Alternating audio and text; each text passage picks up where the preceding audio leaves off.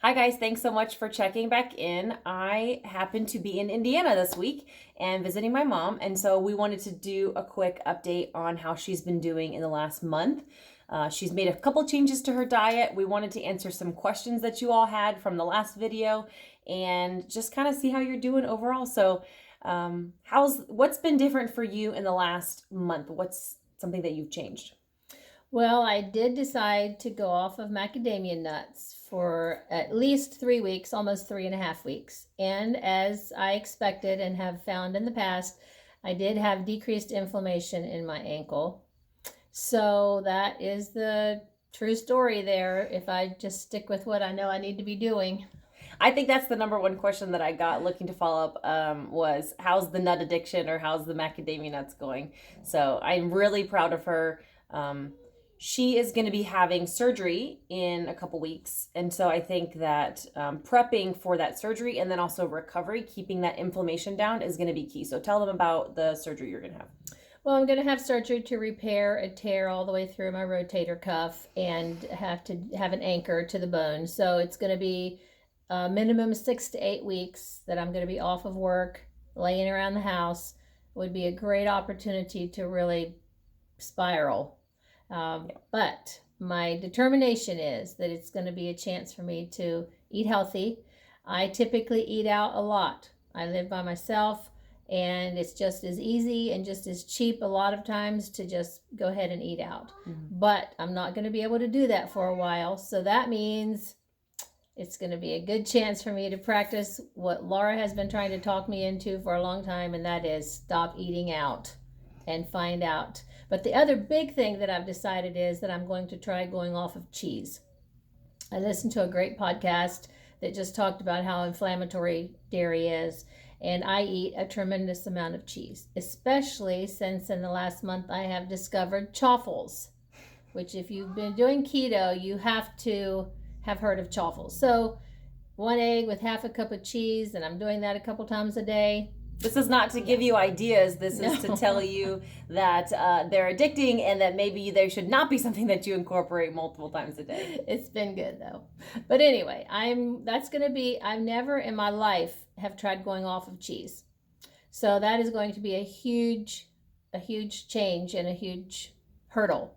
But I really want to see what difference it will make for me. And I think that leading up to this surgery and then also recovery from the surgery, not even from a weight perspective, but just from a healing and inflammation perspective, that's where I think she's going to get the most benefit out of it. I've been able to go on cheese and off cheese at times, and I know as soon as I start eating it again, the scale tends to creep up. I'm fine cycling in and out of it, but I think this is a good chance for you to see how that affects you and keeps that inflammation down during your recovery. And if she's having to take some medication after surgery, it would be really easy to just eat some cheese or eat some nuts and use that to take her medication rather than using some meat of some kind or hard-boiled eggs. And the inflammation that's going to cause in that recovery is going to make things a lot worse. So that's one of the reasons why we're kind of coming up with a plan now for after she's out of surgery. The other thing is that I'm going to be towards the end of this month, I'm going to be getting a lot of blood work done. Mm-hmm. My thyroid blood work. I'm going to have some other things checked like vitamin D, vitamin B, just a variety of a real panel of blood work done. So kids. So anyway, that would be a good chance also for me just to see what difference it's going to make to just be off of dairy for a while. Right. And we will check in at Christmas. She's going to come visit us for Christmas. Yeah. She'll have been working at recovering from surgery, but at that point been off cheese and had a lot of blood work to check in on as well. So I think one of the questions that I get asked a lot about you is what do you eat? And I know we said you eat out a lot, but when you eat out, what are some things that you typically eat on Carnivore? Well, typically I am eating still 1 meal a day. Once in a while in the evenings, if I'm feeling weak and cave in, I'll have some cheese and nuts or cheese and a grass-fed beef stick. But typically I do eat 1 meal a day, and it's usually at lunch. 90% of the time I eat out. Most of the time it's hamburgers, once in a while a steak. On the hamburger I put cheese and bacon. Once in a very great while, I'll do chicken. If I do that, then I also add cheese and bacon to that. But typically, I eat a lot of hamburgers, and so that's pretty much what my normal is. So. And you're usually just at local restaurants ordering Yes. a burger with no bun and just focus on that way, which is why I think when she transitions now to eating at home, I don't think there's anything wrong with eating out, but I think that just from a cost perspective, when she's here all the time and is going to eat out at home, she's going to notice a big cost savings just eating burger patties and eggs at home rather than eating out with that. Yes, that's what I'm counting on. Good. What about supplements? Do you take, I know we've talked in the last video about your medications for thyroid and you're off of all the diabetes medications, but what about just like vitamins and supplements?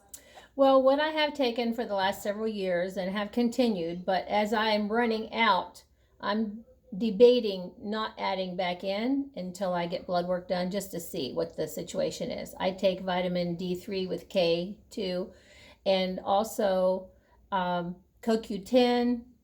I take a multivitamin. I do fish oil, and I believe that's about it. And sometimes I do take glucosamine.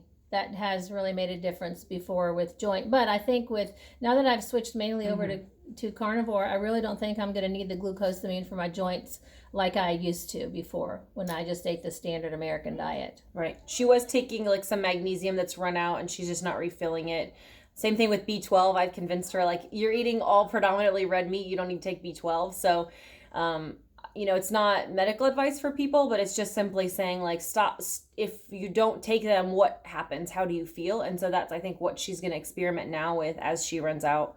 Maybe not refill them and see if she notices any difference with the diet. And I know the B12 and one of my other supplements I was taking because of the diabetes medicine that I was on. And then I started thinking, well, I'm not taking that diabetes medicine anymore, so maybe those supplements won't be necessary. I'm going to talk to my doctor about this. I'm going to have an appointment with her in January. So between now and then, I will have blood work done once more, and she gets the results. And if there's anything that is concerning to her, then she calls and talks to me about it. But so I have from now till January to just really do some experimenting with the supplements. And the no cheese, which is going to be exciting. Not exciting for her, but exciting. I have to admit, I'm really feeling like that's a mountain I'm going to have to climb. So we're coming up with some strategies that will definitely be something we check in with you on.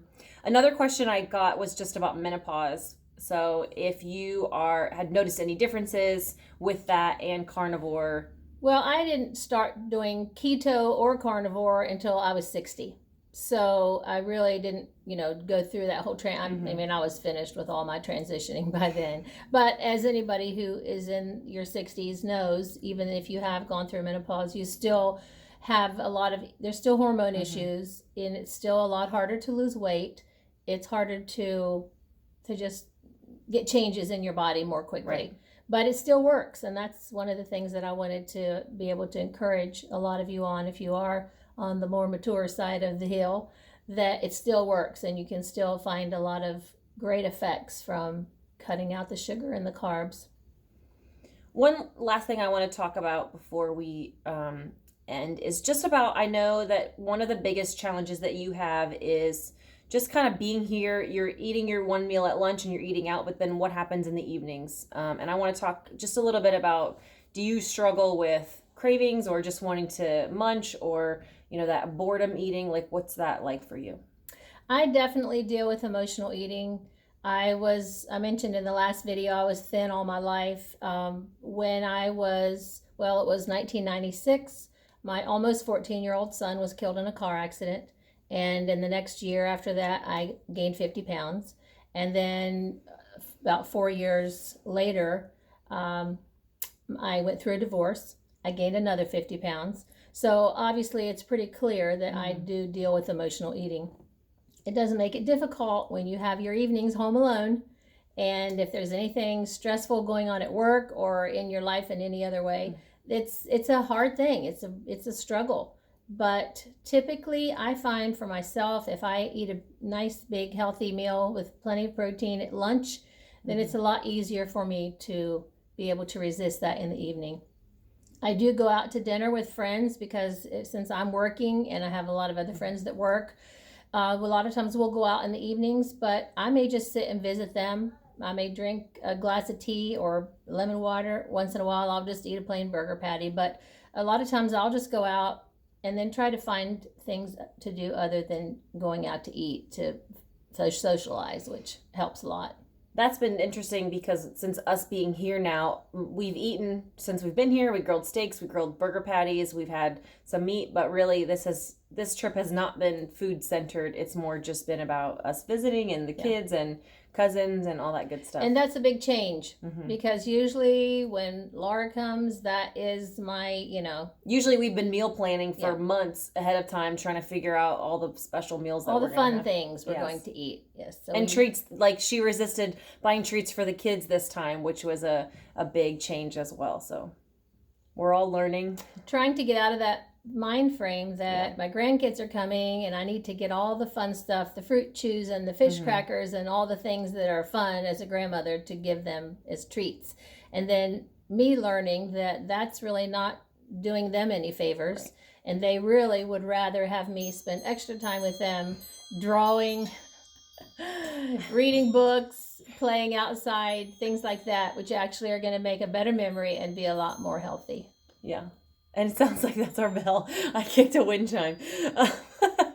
So we are going to wrap up and we're going to check back in at Christmas. She's going to come visit us then. And like I said, she'll have had surgery. We'll have blood work results and we'll test. Now you're held accountable because you have to give up cheese now because we're going to check in about it. I have to be held accountable. If I'm updating at Christmas and I will have spent 2 months recovering from surgery, then hopefully that will help keep me accountable. Yes. Thanks, guys. We'll check back in then.